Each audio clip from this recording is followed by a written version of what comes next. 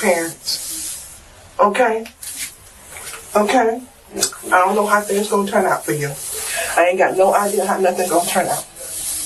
No idea at all. Okay, I had to tell them that I pick y'all up. Okay? I had to tell them I pick y'all up, okay? Mm-hmm. Okay. But I didn't know nothing. I didn't know nothing the second I told y'all don't tell me nothing. Didn't I tell you that? Mm-hmm. Okay. All right, baby. So I'm so sorry you got to go through what you're going through. But if God help you out of this, please get yourself together, baby. And it's going to take a miracle. It's going to take a miracle that we don't have. You can turn me loose now. You can sit back down because I don't know what's going to happen, baby. I don't know what's going to happen. Your grandma don't know. Ain't nothing we can do to help you now. It's all over now. I know. It's a hard pill to swallow. You can't see my brothers no more. No, nobody. That's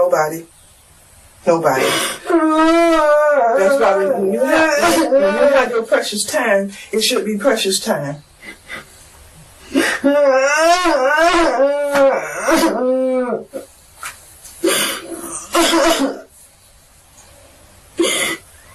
I didn't get to get that girl right yet. Well, Andre, you have to mind your company that you keep. And I always tell you that to mind your company that you keep.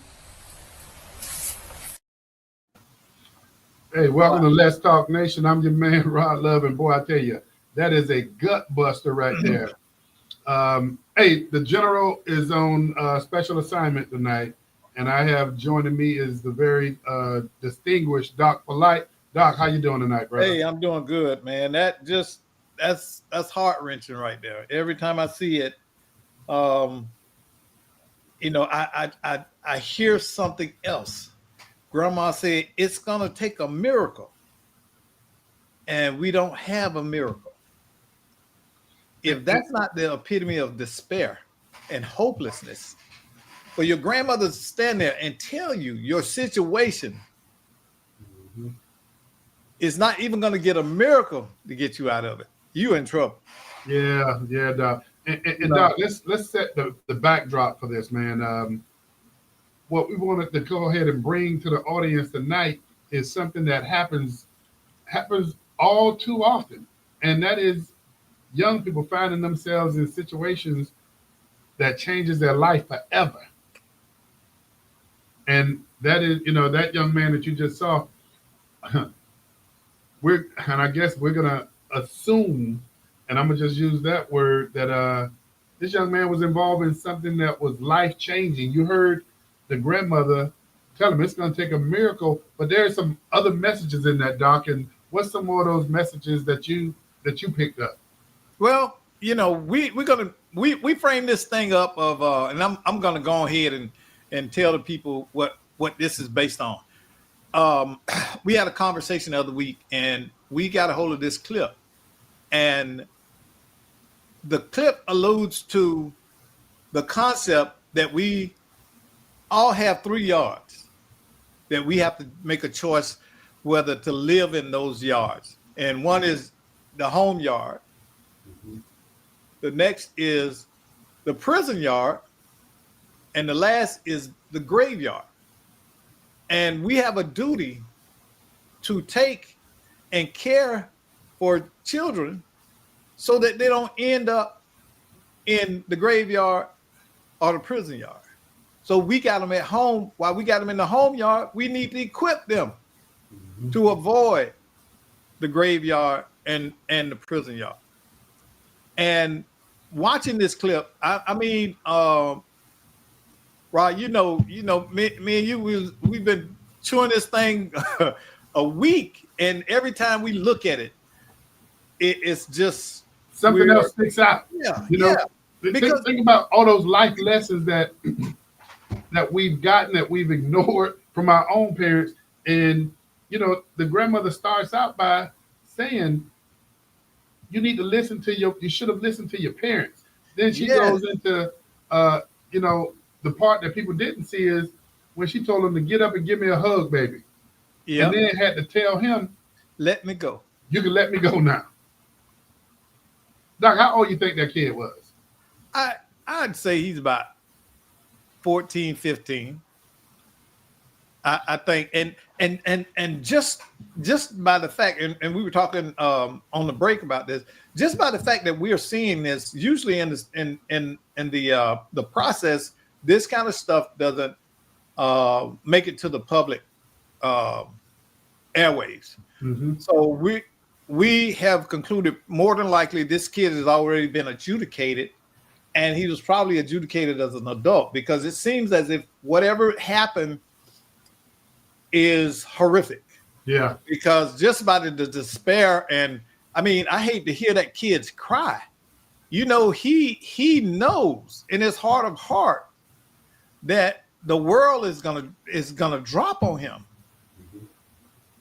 But Doc, just like I mentioned to you before, this is something, man. I truly believe that you need to show clips like this in the schools. This needs to be something that there's a focus in the school on better decision making, because what's taking place with a lot of these young people's lives, man, is changing. It's going to change. We see more and more of these clips on a regular basis, Doc, to where you have young men going away for 20, 30 years. And again, Doc, I think when we look at communities where you have a high rate of delinquency, you have a high rate of calls for service by law enforcement, SRO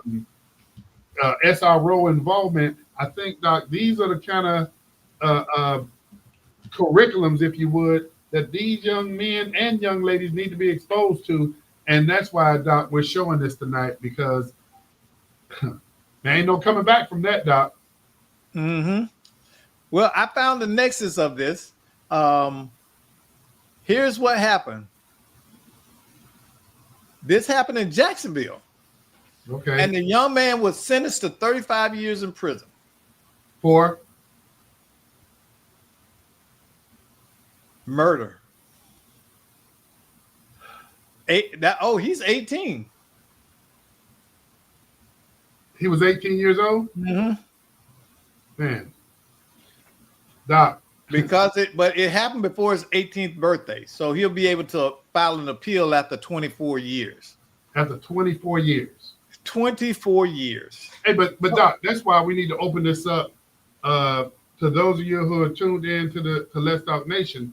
We're talking tonight about what are some of the solutions. I mean, for those of you who saw the video, and Doc is going to be rolling some other footage as we get into this evening, but what are some of the solutions that we can wrap our arms around? What are some of the things that we can do to impact young people before they get too far down the road like that young man is?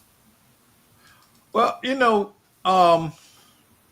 we've been chewing on this this problem in society for the last 40, 50 years, right? And it doesn't get any simpler, nor does it get any easier to discuss, because it seems like it's a never-ending cycle. And we are seeing absolutely more kids, more young people who are getting caught up in situations like this. But Doc, where do you start first, though? I mean, and I'm gonna tell you where I would suggest you start first. You gotta hold accountability at home first before we start looking at other places to blame.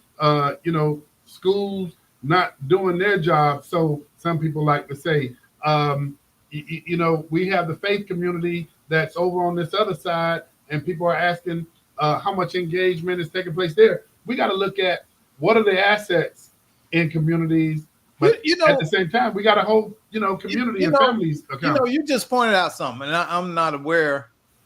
I'm not sure you even think about it. How do we so easily move to the school and to the church and bypass the families and the parents first? They should be first in line. And that's what I was saying. Accountability needs to start at home first. Well,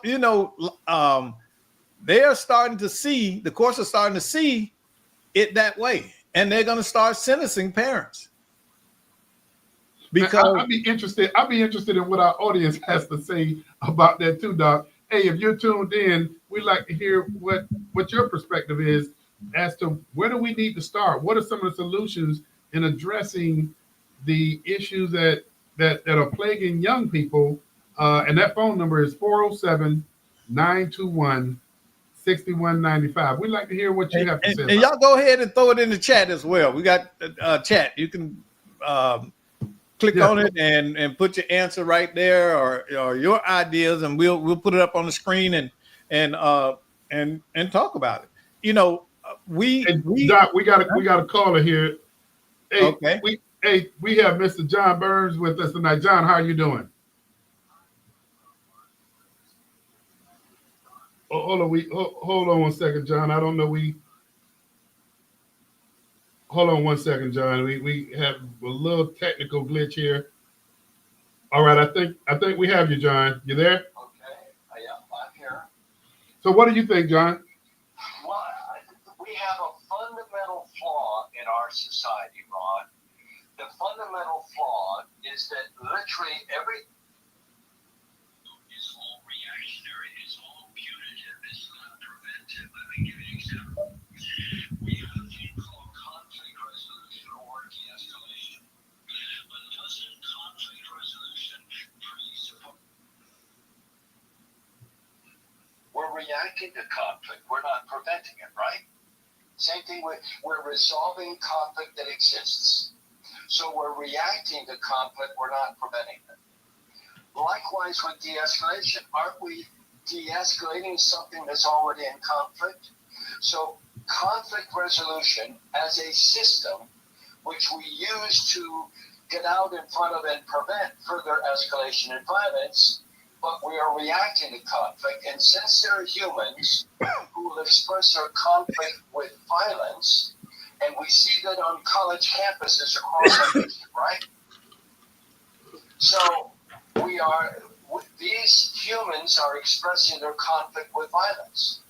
So if you truly want to prevent violence, don't you have to get out in front of conflict? And John, yeah. To do that. And John, you're right on point. But let me ask you this question. And John, please let everybody know your company, who you represent. Sure. And my company is the Center for Aggression Management, and our system is designed to get out in front of conflict and prevent it. We call it the Critical Aggression Prevention System, or CAPS. But the same problem exists with sexual harassment. Doesn't that represent someone already exhibiting sexual harassment behavior? Bullying in our schools, already exhibiting bullying behavior. These systems are punitive systems, Rod. They're designed to identify an offender and punish that offender. This is why we have good kids, going into high school and then transitioning into jail or prison. Because we're not getting out in front of this behavior, we're reacting to this behavior. So John, how do we get out in front of it? Because Doc and I are old school. We remember the days of biopsychosocials. So tell me, how did you get out in front of it? Well, in our day, because I'm from the same era, we had parents who were engaged. Mm-hmm.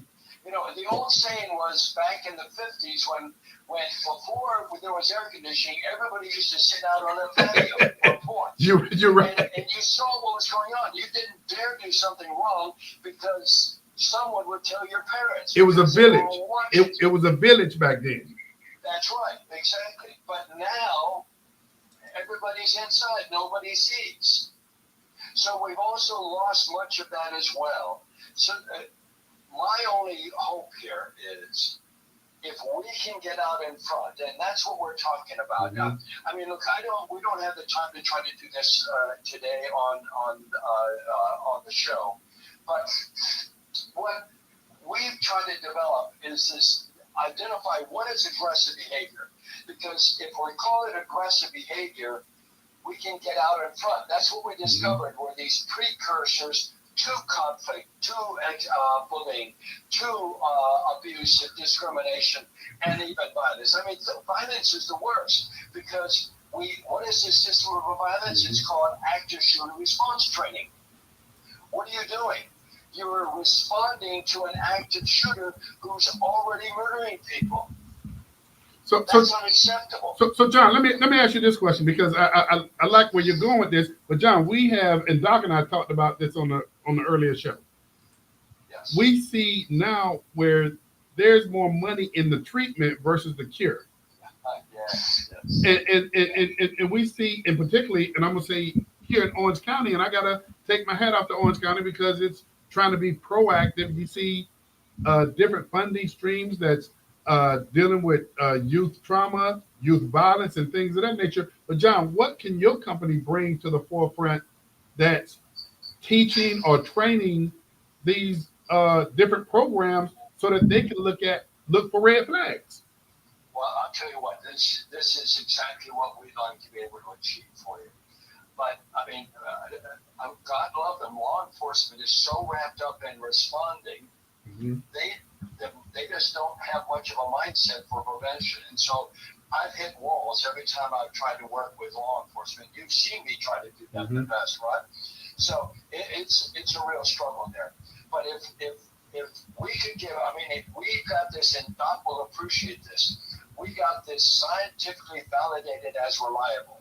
So we're identifying human-based indicators, precursors to conflict, bullying, abuse, discrimination. So by training people what these precursors are, and then you give them the skill sets. Number one, not just to diffuse, but to redirect. And that's a key element here, because we're teaching people not just how to identify these behaviors that are, again, scientifically reliable and do not violate HIPAA, because we do not use mental health assessments. They're too subjective. They're notoriously inaccurate. So we don't use mental health assessments or psychological evaluations. Number two, we do not use culture, gender, education, age, sexual orientation, or religion. So we don't violate FERPA in our schools, and we do not violate the Civil Rights Act of 1964. What does that mean? It means that we can record and track aggressive behavior with a certain impunity. That's unheard of, because everybody is keeping data, and Doc, I'm sure you'll appreciate this. Everybody is keeping data or trying to keep it confidential. Why? Because if it does becomes divulged, then you're going to have people breaking the HIPAA, FERPA, or the Civil Rights Act. Well, ours doesn't. So we can keep ours confidential, but you don't have to. So John, are you working with any of the schools? I am trying to work with schools, but they're so caught up in the state required. The state put together the app, the Fortified Florida app, and I said to them when I was working with several of those groups back when they were trying to put that together, and I said, guys, if you don't have a CAPS component to this thing, it's going to get shut down. Why? Because anybody can say anything. And the moment some kid says that girl is crazy, you've broken a rule.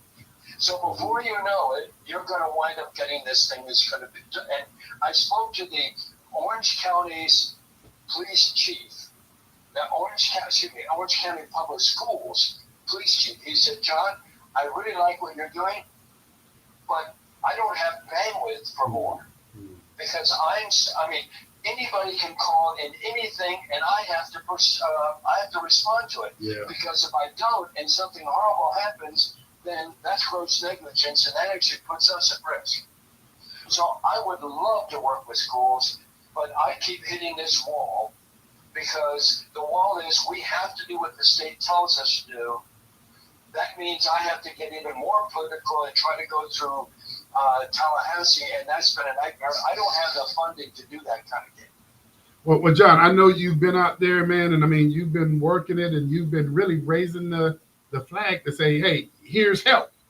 That's right. And so, man, you're always welcome on Let's Talk Nation. And John, I think, man, as I mentioned to Doc earlier, there's this story about these kids floating down river, and you see people going in the river, getting these kids out. I think we need to go upstream and figure what's throwing them in the river. And so with that being said, John, I think I don't know what your engagement has been on the prevention side because, I got to, again, take my hats off to Orange County. I know the city of Orlando's doing some things too, but I think there's a place for what you're doing that can actually train providers to look at working with these kids in high risk communities in particular. Yeah, Rod, what we've done is we call this the Aggression Prevention Masterclass. We're offering the training because when you try to put the whole system in, it means you've got to get all these approvals for the software, you've got to get all the approvals for training all the people. But so we've created what we call the Aggression Prevention Masterclass. It's inexpensive. Any one person can take it. So if you're a parent or you're a school, someone working in schools that just want these skill sets for a nominal cost, you can get in and learn these skill sets. And we're actually doing something now where we're actually going to give your first year of the CAPS mobile app. We're going to actually give that to you if you take this course. And it's actually a combination of two courses. We teach you how to identify all these behaviors. They're all in the app. And then we teach you how to engage and redirect. And that's the key, Rob, because here's the key. We train people to identify not only that they're being aggressive, but the path that they're on. Mm-hmm. Remember, humans tend to do what they perceive as in their best interest, right? Mm-hmm. So we're training people to recognize that the path that this person is on has got consequences. And the consequences are that we're training people to convince this aggressor that those consequences do not want those consequences because they're that bad. Now we redirect them. We give them an alternative path. This alternative path is a constructive path. It's a positive path. It addresses their issue, but it doesn't have any of those consequences. Hey, John, two things, man. I want to thank you for calling in, but two things before I let you go. The first one is you kind of pull the onion back for me to a degree to where I'm sitting here and I'm listening to you. And Doc, this goes along our conversation. Mm-hmm. This can directly relate to families. When we talk about accountability, yes. Parents can actually go and receive this training. So if they see some of these triggers or red flags in their own children, they have the tools that they need. That's the first thing, John. Absolutely. The second thing, John, how would anybody get a hold of you, man, if they're interested in, just engaging you for your training? Well, first of all, our website is aggressionmanagement.com. It's that simple, aggressionmanagement.com. Anybody who wants to call me and get access to this training, my telephone number is 407-718-5637. And if you didn't get a chance to write that down, you go to aggressionmanagement.com. That number is there on the front page. My email's there on that front page. Get in touch with me. I'm happy to give you the details so you can do it for your school or your family. It really is a solution that is desperately needed right now. And when I hear you talking about how do we get out in front of this and prevent it and stop having kids go to high school and then to jail and to prison, this is a system that is scientifically validated as reliable, and it does not violate any of those landmines that people are scared of. Hey, John, man, let me thank you. And you're always welcome, and you bring a wealth of knowledge and information. And once again, everybody, this is Mr. John Burns. He is the president, founder of Aggression Management, and you can contact him at area code 407-718-5637. John, thank you once again, man. Appreciate you, my friend. My pleasure. My great pleasure. Right. Take care. Bye-bye. Hey, and so, we have a wealth of information for you. And we have folk out there that can actually bring a great deal of value. Doc, we were talking about accountability. And John was absolutely right. So much of this is because we're not teaching living and life skills, we're subjecting our society to where we are now. We are not teaching. See, it's funny. We can go and learn about dead Englishmen from the Enlightenment period, Plato, Shakespeare, and all these people, but we're not teaching people how to live now, so that we have a safe and constructive society. Hey, Doc, here's something that John brought up, man. And I John we've known John, man, for some years now, man. I mean, what he brings to the table is of great value. Mm-hmm. But I don't know, man, why I never thought about the fact that you don't have to wait till you go to a school. And, I heard John talk about, his engagement or his attempted engagement with law enforcement to provide this training to them as well. But just think about this. If you're a parent out there and you're looking at how do you help your child or your children, here's a training for you. Mm-hmm. Here's the tools that you need. And for those of you who didn't get the phone number, it's scrolling across the screen right now, but you can also go to aggressionmanagement.com and you can follow up. And I would encourage the faith community to look at reach out to him. Yeah, because it can help. Many times I think pastors get those parents that come in, and the parents are usually at their wits' end. Yeah, maybe this can become a resource for them. You have to know how to use everything available, man. And the problem, Doctor, where you're going with this, the problem is a lot of people don't know where to go for help. Well, yeah, but you know something else that I thought about too, as John was talking, is the fact that, Rod, when you were coming up, did your mom say everything in front of you? No. Okay. And they would often tell you what? Stay out of grown folks' business. Mind your business. Hey, Doc, we live in a different time, because you and I mean, kids hear us talk about our parents telling us to go get a switch, and if we didn't go get the right size, they go pull up the tree. We live in a different time now. But it's children. not that, because yesterday, I was thinking, this is what when he was talking, it triggered what I watched yesterday. I was on Facebook, and this young mom, the kid had to be about, it looked like one of them was probably about 24 months, 36 months. And the other one was probably kindergarten age. And then she had one that was probably second, third grade in the car with her. And she started rapping. And all this stuff come popping out her mouth. Now, I don't know about you, but I couldn't see Velma spitting rhymes and cussing like that. No. And I told you, I never knew my mama cussed that much until I got to be an adult. But I definitely remember her not saying things or telling me, leave the room, go outside or go to your room. So I would not be exposed to whatever discussion was going on that was not for my absorption. You're right. Hey, Doc, you and I, we spoke earlier, and we talked about programs like Scared Straight and things of that nature. Yeah. Doc, if you could, and I don't know how many clips we have available, we wrote one clip of a young man who, as you mentioned, was sentenced to 35 years to prison for murder. These are things that are taking place, unfortunately, every day in communities around the country. But I think we do ourselves a disservice by not showing this to young people. Yeah. So I'm going to, this next clip I'm going to show you is I just want to get your reaction about what this young man does.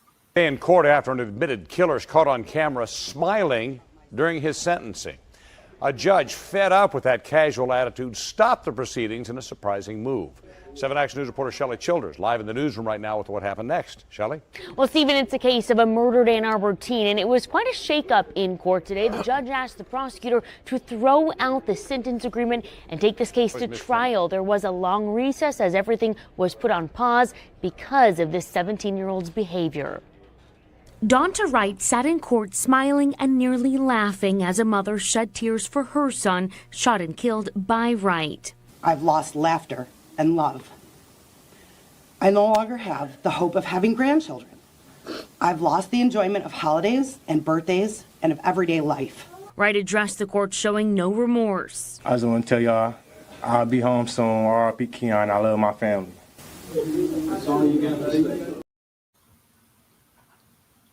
The coldness and callousness belays that young man's years.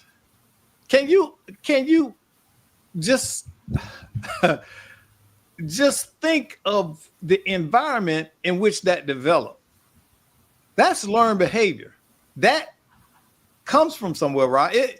You unless you are a complete sociopath, you often don't have that kind of behavior. So that was what earlier in the earlier show I was talking about environment. That's what my point. That environment that he was in more than likely influenced this man to behave and believe that behavior is okay. He's calling out to the streets, letting them I'll be home and all of this stuff. Okay. So how can these kids be so cold? How can they be so nonchalant? And you know, Doc, that's why we're having this conversation tonight. You know, some people, I mean, as we've had conversation about this, we've had defenders of mental health, and okay, I get that part. We have individuals that talk about coming from socioeconomic deprived community. Doc, these young folk, I don't think they understand the level of consequences in which they find themselves in when you see this type of stuff, Doc. I mean, that's why I think we do a disservice to communities when we don't show this, because we showed a young man earlier who started bawling, you know, like a child.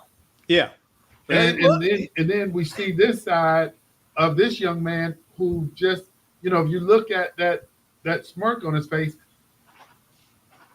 it just does something to you. But Doc, I think, man, we got to figure out how do we continue to show what's taking place so that this becomes real to young people, becomes real to communities. But then, as we had John on, we got to figure out how do we access the tools that we need. Well, we got to find out the tools that we need. That's the $1 million question right there. Because it, like I said, for the last 50, 40 years, the tools that we have been using have not significantly made a dent in this phenomenon.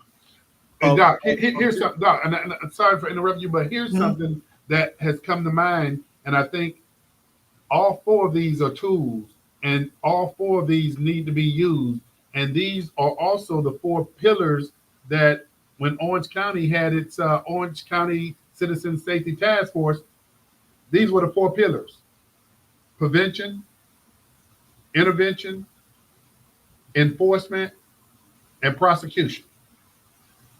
All of those have to be used, Doc. Exactly. But where are we? We're right back to the old standby reactionary. We don't do anything, make any significant changes until we have to react, you know, and that's usually when something is so horrific, it insults our sensibilities, and there's an outcry from the community. Then the politicians say, oh, we're going to throw together this task force, and they're going to put the task force there. The task force is going to make these great suggestions, and they'll say, okay, thank you, task force. We got it now from here. And this minute the task force disbands, they throw the file in the top drawer and go on. And let me say this, Doc, because I don't want to be dismissive, because, and you're familiar with this, there's some programs out there that's doing some great work in changing young people's lives. I don't want to start naming one, because there's a whole lot of them that I'm familiar with that are doing some great work. Doc, I think what we need to do is look at the outcomes from these programs, make sure that they're being paraded as much as we are in here talking about these young folk who are but you know what one of the key elements of their success is? What's that? They have very little government interference. A lot of them are not so much. Government might give them some funds, but they tend to be run by people who are passionate about what they're doing, and those people are fundraisers and can get other means. The moment you go and I'm just being real, the moment you go to the city, you go to the county, you go to the state, there is some oversight. Now, some people don't like that.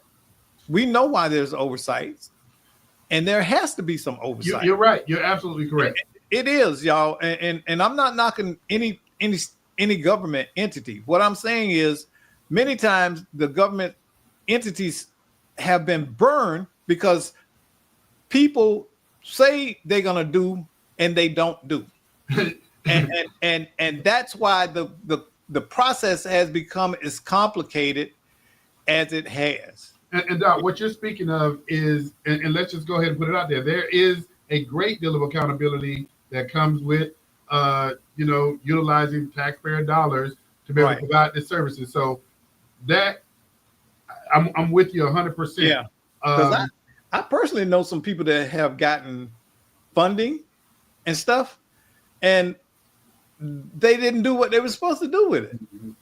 And so you can't help but it's about the outcome, bro. It's about the outcome. Yeah, it's a double-edged sword, and this is why it's so important to understand bad actors in our community and not support them. But I think also, Doc, here's the other side of it. We got to figure how we work together. How do if you're providing mentoring services, but then there's a mental health component that your organization doesn't have a level of expertise in, how do you engage with that mental health resource in your community? If you have girls in your household and you're looking for a gender-specific program that's catering to girls, I mean, I think we can't do this or that. I think we got to do both. Right. It shouldn't be that, but resources are limited, and you can't feed everybody. Yeah. And sadly that's it. But what we need to start doing is reducing the production of dysfunction, and that was something that John was talking about. Stop making these dysfunctional kids. Stop, like you said, go upriver and see who's throwing them in. And that's who you get. The people that's throwing them in, that's who you punish. See, and they'll stop throwing people in. So if we go and start making parents accountable, financially accountable, or morally accountable, and make them subject to supervision, training, and all of this, when they get that first child, and we have to intervene. Oh no, you're gonna go take some parenting class for a while. Hey Doc, what about this? What about, because there's a whole lot of moving parts to this. Single parent family. One of the things we talk about is the responsible fatherhood initiative, with having men present in the lives of their children. We talked about mental health. I mean, there's a lot of different moving parts to this. Yeah. How do we figure out not somebody who has the authority or an entity that has any authority over these entities, but somebody who is the clearinghouse, man, an entity that's guiding and directing some traffic so that organizations that don't have an expertise in this can refer to an organization that does it with that. I mean, I just think it has to be a way to do this so that we can provide wraparound services community-wide. We are not in the place where we are making people accountable enough before the problems start. Okay, we're just not, and we're acting like people will go and learn this stuff on their own. We're pretending that new parents will automatically learn how to parent and turn into to June and Ward Cleaver and raise this all-American family with no problems, and everybody goes to school and all of that, and we're not. Too many of our kids under 18 are having encounters with law enforcement. Too many of them don't respect authority. Look, I could not teach school for all the rice in China. I'm sorry. I just could not do it in this day and age because the amount of problems that the teachers have to manage. They spend more time on behavioral issues and conduct issues than they do teaching. And it takes that one child in that class to impact everybody else's learning. And Doc, we talked about it on the other show. Third grade reading levels. Yeah. The information is out there, man. I mean, Doc, we just got to figure, how do we circle the wagon, so to speak? And we tolerate it because your child can come home. Amy can come home and say, Dad, I'm having trouble reading. And you're like, well, wait a minute. Why are you having trouble reading? Is the teacher helping you? Yeah, but she spent all her time with this boy in class who always acting up. That telling you right there, your child is being denied an education and the attention of the teacher that she needs to succeed. And it's not only her, it's the other kids as well. So now because the teacher has spent at least 40% of her day engaged in behavior control, you've robbed those other kids of 40% of learning time, of face time, or interaction time to follow instruction. And Doc, but here's the other part, and I get what you're saying. Here's the other part, and I'm gonna tell you, here's something I used to do at home, and that is, I used to ask my daughters, where your books at? When I'm walking through the house and I'm sitting back saying, when you gonna pick that up? You know me, Doc, with my girls. When you gonna pick that up? A lot of what we do has to start at home too. Yeah, but I was laughing because I was thinking about the joke about the kid didn't want their dad to do help them with their homework. Yeah. Because every time you help me, I get a D. So sometimes, home ain't the place to get that help. So but I understand what you're saying, and the whole thing is, it used to be that you weren't the exceptional father. You were what your fathers did. Right. You're right. Now someone doing that is exceptional. That's like women now say, "Oh, John, he stayed home with the kids." Well, that's his kids. Those his kids. You're right. He ain't babysitting. Them his kids. Oh, he stayed home and babysitted the kid. No, those are his kids. Those his kids. You're right. Hey, Doc, but again, I think, man, and I know you got a repertoire of what we've been collecting. I think we got to show a lot more of this and let it be reflective, of the community, for the community to say, hey, this is reality. This is happening in our backyard. We got to do something about it. Yeah. And so many of us are not willing to stand up and speak up. You know, it's almost like the no snitching thing has muted our voices, that we can't stand up and say, here's right and here's wrong. Nobody, you know, everybody think you're judging them, and nobody wants to be judged now. And they'll pull out a Bible scripture and throw it at you. And you know me, knowing that I'm a Bible scholar and reader, I will break that scripture down to them and explain that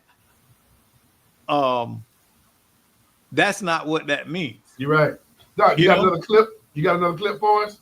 Yeah, let me show this one. I don't know where this one will take us, but we'll look at it. Safety alert. A 16-year-old boy was convicted of murder, will spend the rest of his life in prison. Joshua Coleman shot and killed Deasia Green in an alley last year. 13 Action News reporter Alexis Means was in court when the judge sentenced the teen. This family is absolutely devastated. They came to court for the sentencing, and they still don't have a motive to why their daughter was shot and killed. 16-year-old Joshua Coleman pleaded guilty to murder and was sentenced to life in prison. The teen shot Deasia Green in the back of the head in an alley. Coleman was stone-faced as Green's mother asked him why he killed her daughter. Why would Joshua do this to her? She didn't deserve it. She was a social butterfly. She didn't deserve it. Last year, Toledo police found the 15-year-old girl dead in an alley in the 1300 block of Page. Police said Green was a habitual runaway. The teen's parents reported her missing, but there was something different about this time.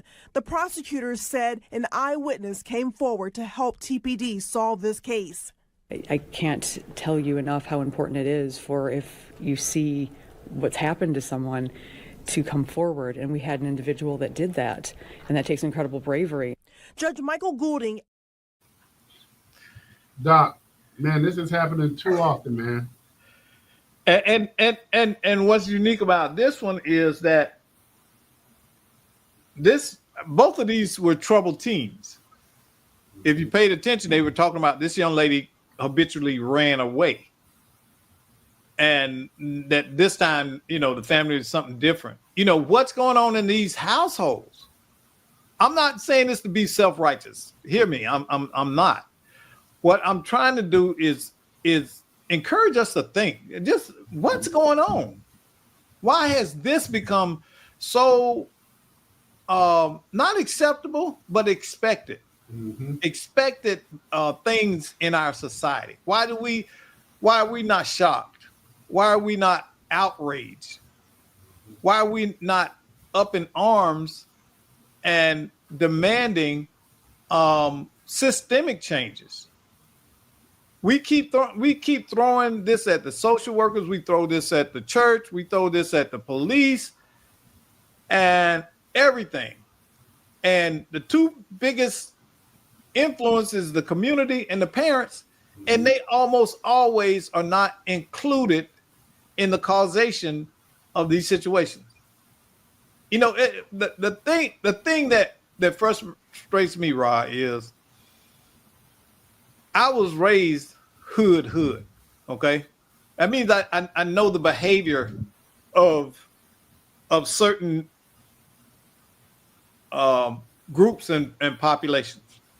Okay, I've been around that dysfunctional behavior and seen it in real time. So when I hear the excuses, they hit different with me because I've actually seen a lot of this behavior played out, and I know that it's actually people with stupidity and ignorance driving them. They're not trying to learn. See, we want to make it Hallmark package. A lot of these people are not willing to learn. They don't think that they need to learn, and they want to live how they want to live. And to hell with what society says. You know, this is our world, and this is how we live. We got a code. You don't understand. Doc, you just said something as you packaged all of that up, man. I mean, we've heard, you know, we heard everybody, every other entity get blamed, or I guess put on Front Street. Yeah. What's taking place in the community. But when are we going to put the full court press on the community to say, hey, we got to get our arms around this. We got to be more accountable. And I mean, that when curfews in Orange County at one point in time, when unfortunately we had a streak of youth violence taking place, that, you know, curfews were being discussed.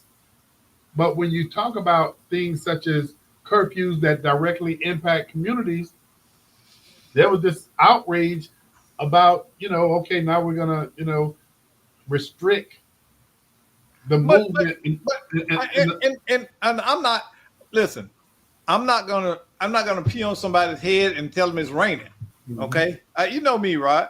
You know I'm a straight shooter. Here's the cycle I see. Okay, there'll be an incident, and in many communities there's outrage, right? There's outrage and everything, and people want to march, they want to sing, they want to hold candlelight vigils, and talk about change, but do nothing to change. Okay. And it's the same cycle. It's the same cycle over and over. If you, I can tell you right now, we can get, you see how we playing these clips?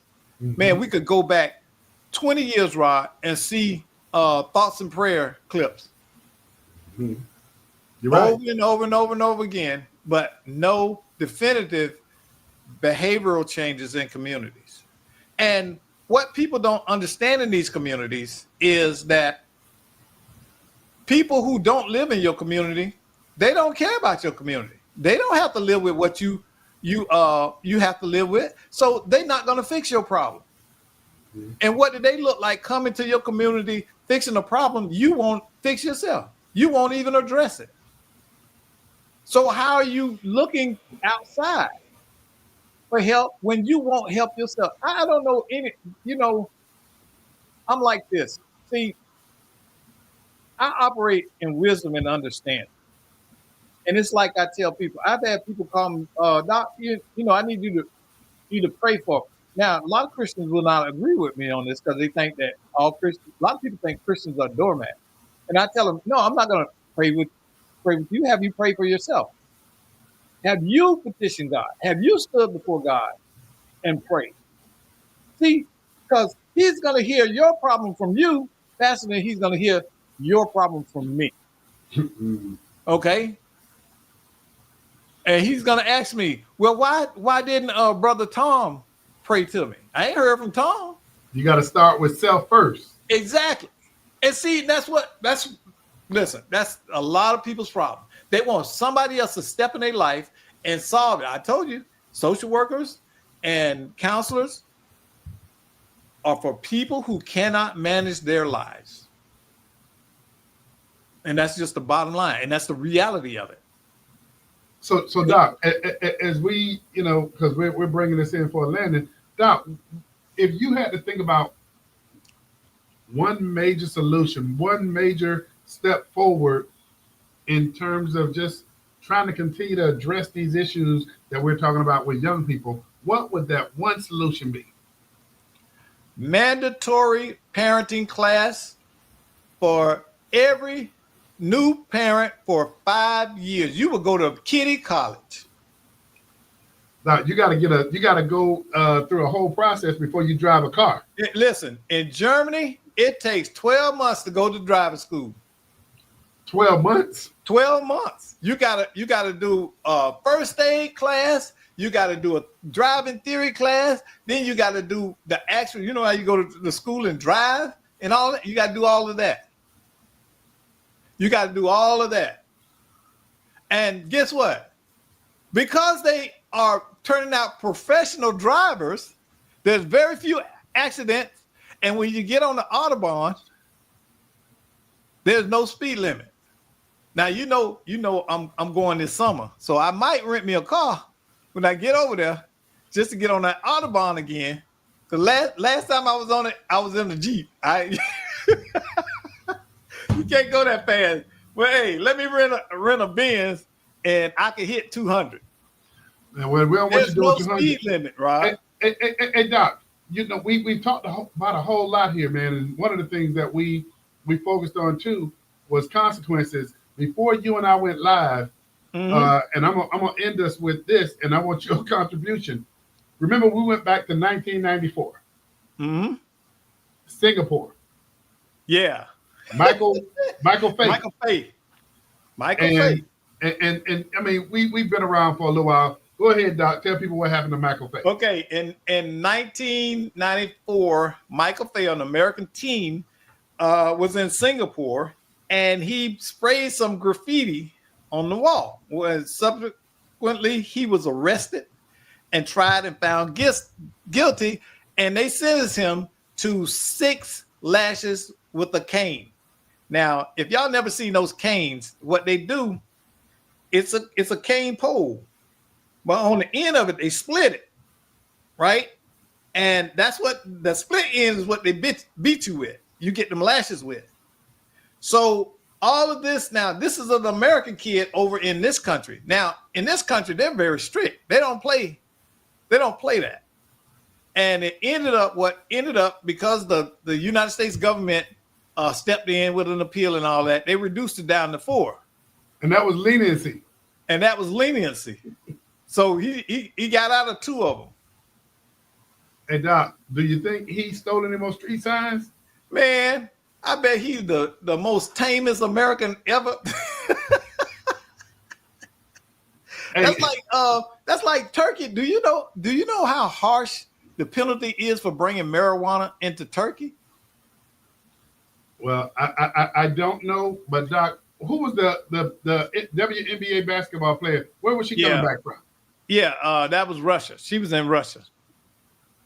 Well, that was more political than anything else. But there's a movie called Midnight Run. Came out years ago, and it's about a young man, American, who got caught with hashish in Turkey. Well, they make hash in Turkey. Don't ask me how I know. But your military travel. Hey, Doc. Anyway, I'm gonna bring us on in because we don't want to go through your military travels because you've been all around the world. But hey, for those of you who've been tuned in to Let's Talk Nation tonight, Doc Polite and I were just having a conversation about we need to make sure that we focus and hone in on and Miss Cheryl talks about hold up and does he get and did he grasp his consequences? I bet you he didn't steal any more street signs. No, it wasn't. It was graffiti, wasn't it? Street signs and graffiti? And graffiti, yeah. Oh, okay. Hey, but you know what, Doc? I'm going to bring us in for a landing, man. This has been a great conversation, but I think we need to keep more of this out there. And, man, if I had my druthers about something that needs to be really replicated in the school system with as many young men, and especially young black men, based on their representation of the population of African American compared to the consequences of being represented in corrections, juvenile delinquency. Hey, this is the kind of conversation we need to be having, not just with these young people, but with their parents as well. So for those of you who tuned in, we appreciate you. Doc Polite, I appreciate you, man. John Burns, Miss Cheryl Walker. Hey, thank y'all for tuning in. And until next week, and I think the general will be back from special assignment. Tune in to Let's Talk Nation. We look forward to having you.